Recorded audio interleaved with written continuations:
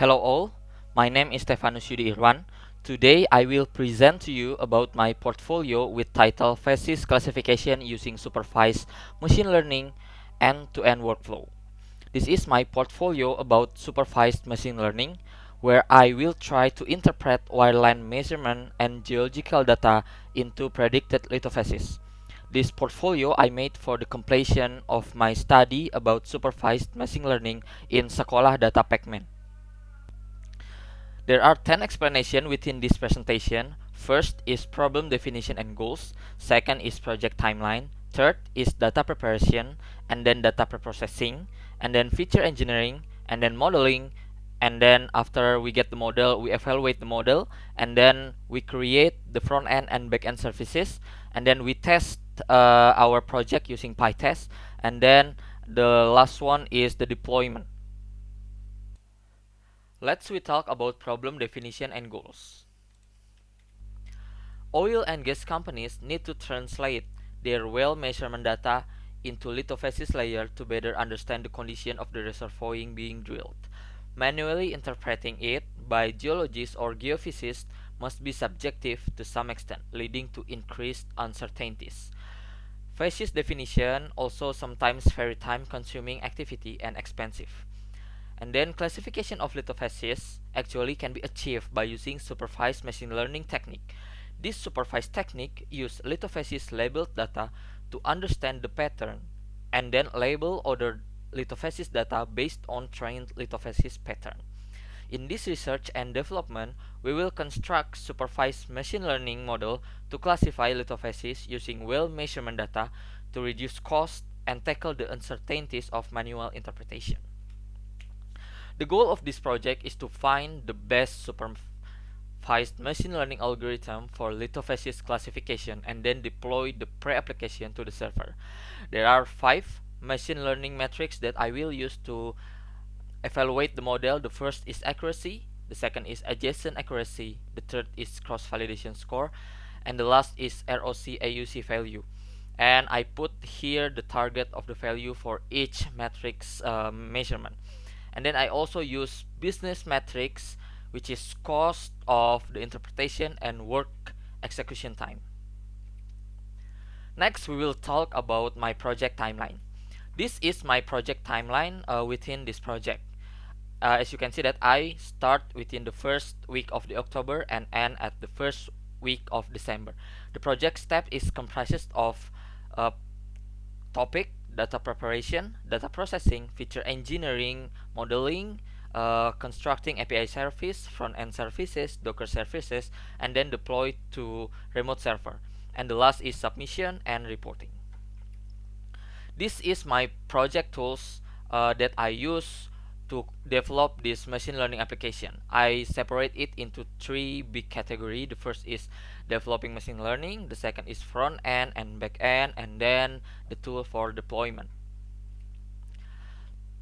Next, we will talk about data preparation. The dataset are coming from machine learning competition in 2016. Here is the link. The dataset comprises of 11 columns and about 4,000 rows. There are 3 categorical data, which is phases, formation, and well name. And then there are 7 numerical data, which is depth, wireline measurement, and 2 geological variable.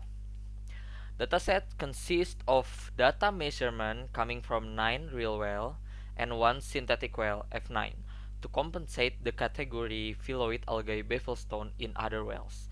The difference on the amount of data from the real well was not so significant, but it is significant in the synthetic well. Next, we will talk about the data preprocessing steps.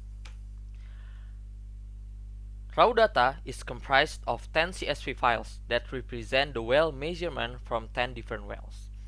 First, we concat the data into one data frame.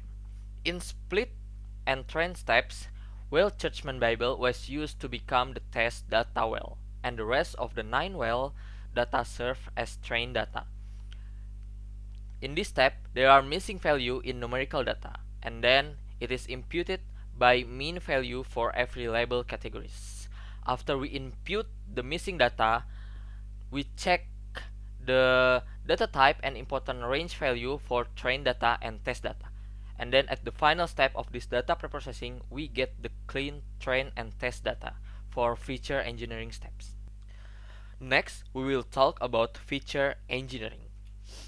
The first step of feature engineering is to drop the feature formation, well named depth and rel pos, because this is not important for modeling.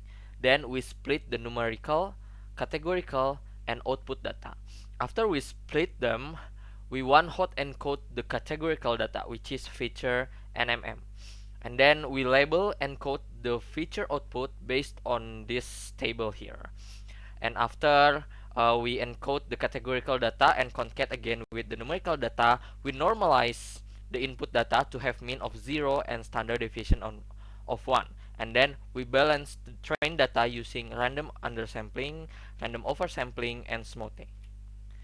After balancing the data, we will get 4 sets of training data, which is unbalanced data, random undersample data, random oversample data, and smoothed data, with respective number of data point for training machine learning model purpose. Let's we discuss about modeling phase. 7 supervised model algorithm was trained by using 4 training dataset that will produce 28 machine learning model. From every algorithm will be pick one with the best accuracy on the data test. And then from these 7 machine learning model will be pick one the best for phasis classifier application. Let's we discuss about the model evaluation from the 7 machine learning model. From the evaluation by accuracy, we can see that all models have accuracy below 0.6, and extreme gradient boost classifier has the highest accuracy on the test data for 52.7%, and the decision tree classifier has the smallest accuracy on test data for 46.5%.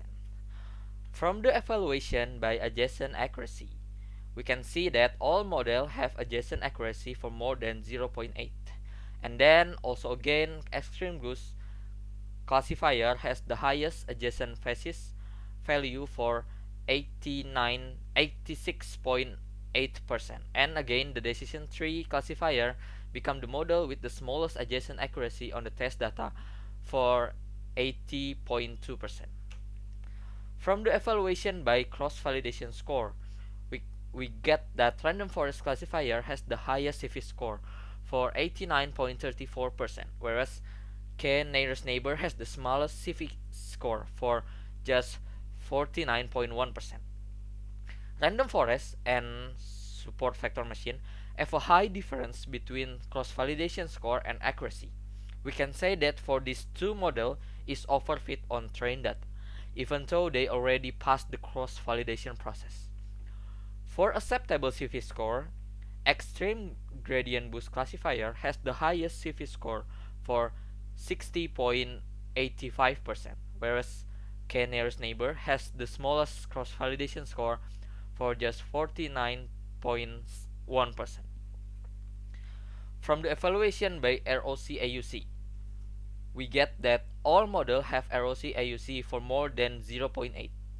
And then again, extreme boost classifier has the highest ROC IUC score for 86.5%, whereas decision tree classifier again has the smallest ROC IUC score for 82%.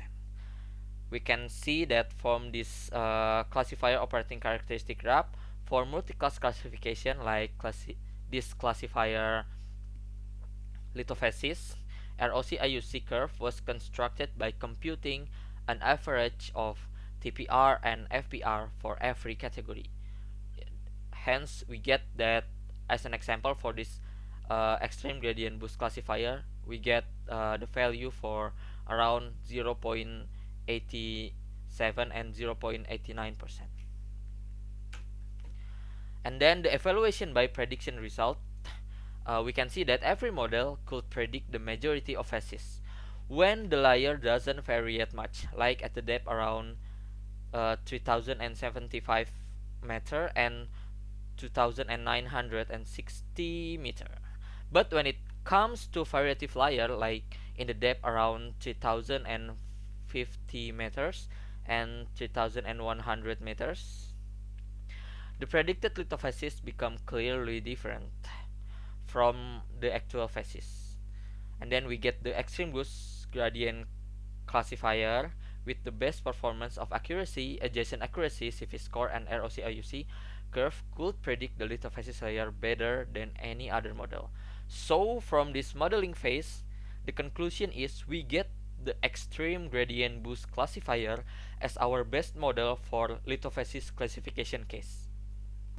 After we get the best model, let's we continue our activity to create front-end and back-end services. This project uses Streamlit as the front end of machine learning application. This Streamlit runs on port 8501. Streamlit will send API data into Fast API as the backend and receive the prediction result of the model here.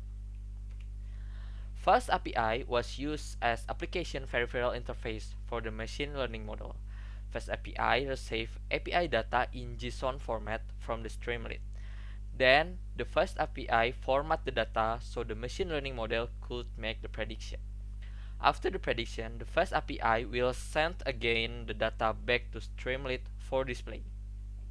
Next, we will talk about the PyTest. In this project, PyTest or unit test was used to test every function in data preprocessing script and feature engineering script. This project used the PyTest library on 14 functions in both data preprocessing script and feature engineering script, and all passed the unit tests. As you can see that from this screenshot, there are 14 passed functions after testing using PyTest. Let's we finish our discussion with deployment tools. This development used GitHub Action as the pipeline to store the Docker application in Docker Hub and run the machine learning model in AWS instance. We say that this GitHub Action as our CI/CD pipeline. This development also used Docker to store the front end and back end services. The Docker is stored in Docker Hub. Docker functions as a container, so the front end and back end services can be run at any operating system as long as the operation system have Docker. At this time, front end and back end run on separate Docker in the same time. This development also used the AWS EC2 instance as a remote server for the machine learning model to run.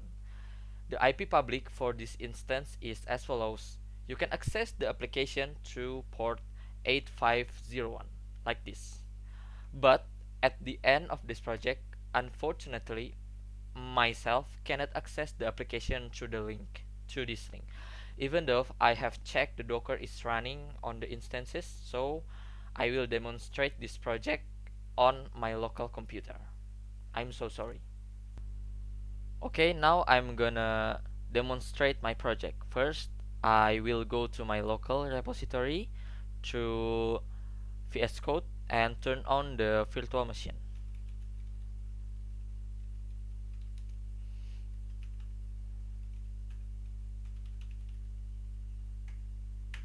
After I turn on the virtual machine, I also open my Docker desktop here. As you can see that I have two Docker instance, one for the API and one for the Streamlit. Then I will deploy my API and Streamlit script into Docker.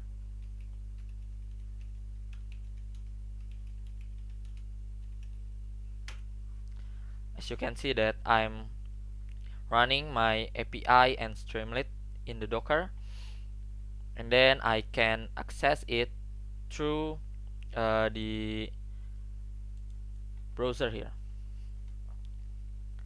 Let's access the Streamlit. Yep, here is the predefined value, and I will go to predict. As you can see that from this value, the model predict that this value is becoming the sandstone. So sandstone have these properties from the model, and if I change this value and then predict again. This model predict another phases. If we go to the API,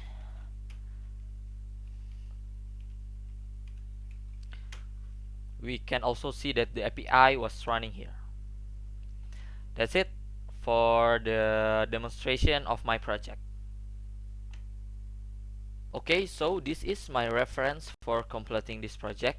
This reference is mainly talk about phases classification research on machine learning. And that's all. Thank you for following me through this presentation till the end. If you have any question, feel free to contact me through email or LinkedIn, or you can clone my project repository by yourself.